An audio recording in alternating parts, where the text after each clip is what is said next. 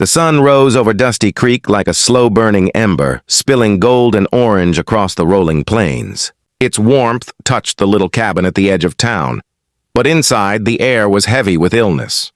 Maggie Harper, barely 9 years old, stirred quietly from her thin bedroll beside her mother's cot. The woman's face was pale, her breathing shallow, chest heaving from fever. Maggie's small hands trembled slightly as she touched her mother's forehead, feeling the heat and weakness that had become constant companions over the last few weeks.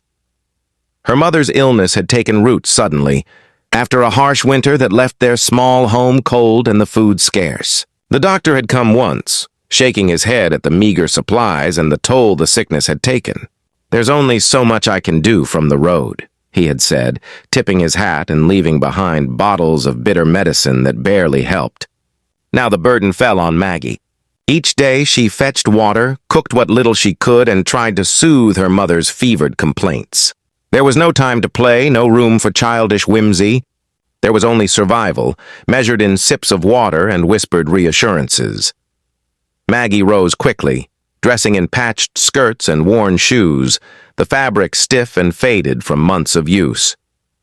Her hair, tangled from sleep, was braided hastily, the braid swinging against her small back as she moved. Outside, the world was waking too. Birds called from the trees, their songs piercing the quiet of the plains. Maggie inhaled the cool morning air and tightened her grip on the bucket, already thinking ahead to the climb to the well.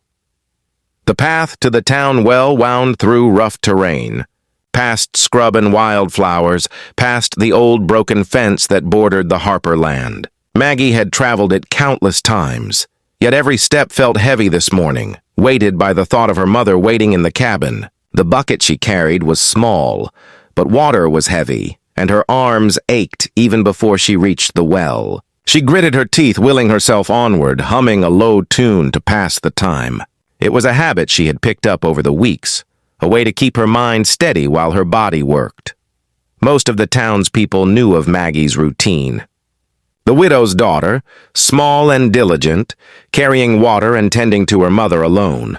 Some offered a nod of sympathy as she passed. Others whispered about the unfairness of life, shaking their heads at the child who bore burdens meant for adults. Maggie rarely responded. She had learned early that words cost energy, and she had precious little to spare.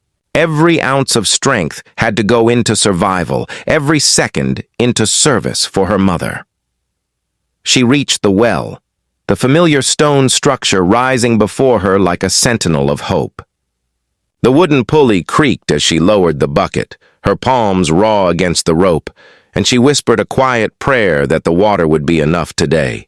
The bucket scraped against the stone sides, splashing the cool liquid that shimmered in the morning light. Maggie tugged carefully, her arms trembling, the muscles burning with exertion. Slowly, inch by inch, the bucket rose, glinting as the sun touched it, until she could grasp it firmly and prepare for the long walk back. It was then she heard the hooves. They were soft at first, distant, almost imperceptible against the crunch of dirt under her shoes. She froze, instinctively gripping the bucket tighter.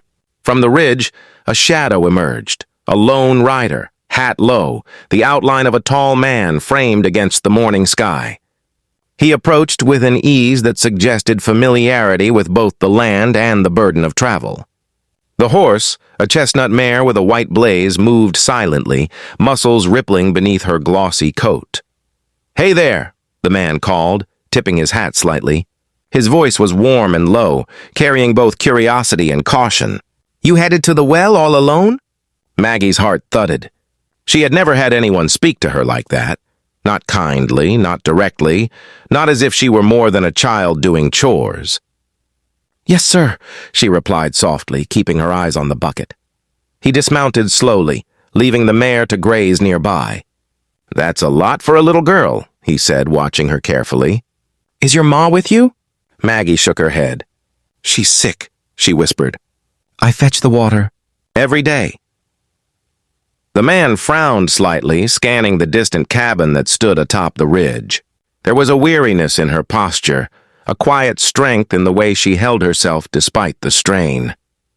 "You shouldn't be doing this alone," he said gently. "The heat, the trail? Anything could happen out here. Maggie's lips pressed together. She knew the dangers. She had always known. The hills were steep, the prairie could be merciless, and strangers weren't always kind. But she had no choice. Her mother relied on her. The thought of leaving the water for someone else to fetch felt impossible. "I have to," she said simply. The cowboy studied her, his sharp eyes softened by understanding. He was tall, strong, weathered from years on the trail, yet there was a gentleness to his stance that surprised her. "What's your name, little lady?" he asked. "Maggie," she said softly. "Maggie," he repeated as if tasting the name. "You've got more grit than most grown folks I know. How about I help you carry that bucket today?" Maggie hesitated. Help was unfamiliar, almost foreign. She had grown used to solitude, to carrying her burdens alone. But something about this man, the calm strength, the respect in his tone, made her pause and nod. Slowly, she let him step closer, and together they lifted the bucket, balancing it between them. The journey back to the cabin was long, the sun climbing higher, burning warm against their backs. He walked beside her without rushing, asking gentle questions about her mother, the cabin, the land. Maggie answered cautiously at first, then gradually words began to flow, tentative but sure, like water finding a channel. There was comfort in his presence, a quiet reassurance that she had never known. When they reached the cabin, Maggie's mother stirred, weak and coughing. The cowboy nodded, tipping his hat in respect. "She's lucky to have you," he said softly. "Don't let anyone tell you otherwise." Maggie felt a warmth spread through her chest, a mixture of relief, gratitude, and something she couldn't quite name. For the first time in weeks, she didn't feel completely alone. She looked at him, eyes wide and curious. "Thank you, sir," she whispered. The cowboy smiled gently. "Just doing what's right," he said. "I'll check in again, and don't stay out too long alone, all right?" He mounted his horse, dust swirling behind him as he rode down the ridge. Maggie watched until the figure disappeared into the horizon, a sense of hope stirring in her small chest. For the first time, she realized that even in a world that felt heavy and unkind, there could be someone willing to share the burden, even just for a moment. And for Maggie Harper, that was enough to make the sun feel warmer, the path shorter, and the world a little less lonely. The next morning, the sun had barely brushed the horizon when Maggie Harper rose from her bedroll, already dressed in her patched skirts and worn shoes. Her small hands clutched the empty bucket as she stepped outside, the cool air prickling her cheeks. The dew clung to the long grasses, soaking the hem of her skirts, but she barely noticed. Her focus was the path ahead, the dusty, winding road that led to the town well. Her mother's frail cough still echoed in her mind, and the thought of her mother waiting for fresh water propelled her forward. The landscape stretched in waves of gold and green, the wind rustling softly through the prairie. Maggie moved cautiously over the uneven dirt path, balancing the bucket carefully, muscles already aching from the weight she knew it would have once filled. Every step was familiar, every rock and rut memorized through countless trips. Yet today the trek seemed heavier, the air warmer, as if the land itself were testing her endurance. Hal.